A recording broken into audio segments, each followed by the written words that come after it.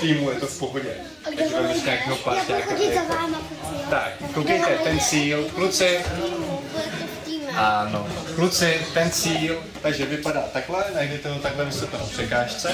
Když ho uvidíte 3krát, do něj rychle musí každý střelit.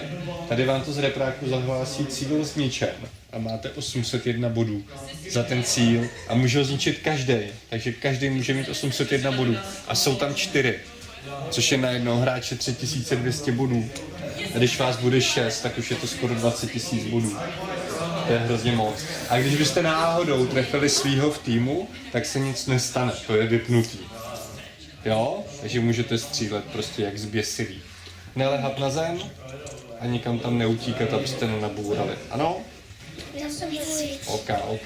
Můžu chodit za vámi, chodit za mnou. Chcete se na něco zeptat? Tak se ptejte. Že se bojím. Jo. A tak se klidně tam můžete skočit podívat, jo? Jo, já se chci podívat, abych ten cíl.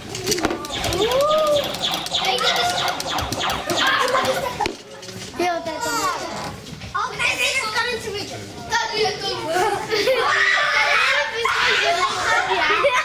Já bych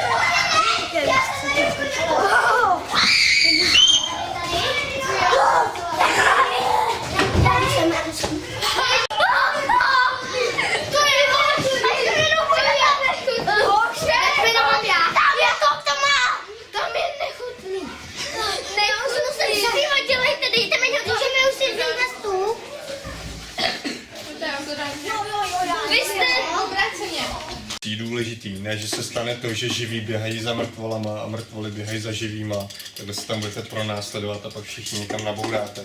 Jo? Trošku dejte si šanci. A co dál? Cíle. Podařilo se nám nějaký cíl najít? Jo, ano, já to viděl za sklem. Já viděl už já si to nepamatuju, je to hodně daleko. Nebude chodit za mapy. Tak je musíte zničit 3krát střelit. A řekne vám to Když cíl. to někdo trefí. Tak má 801 bodů. A každý další to taky může trefit. Jo? Jo, ty Ale jsou tam 4. Zelený, červený, modrý a růžový. Jo, Tak. A hra začne, až začne. ale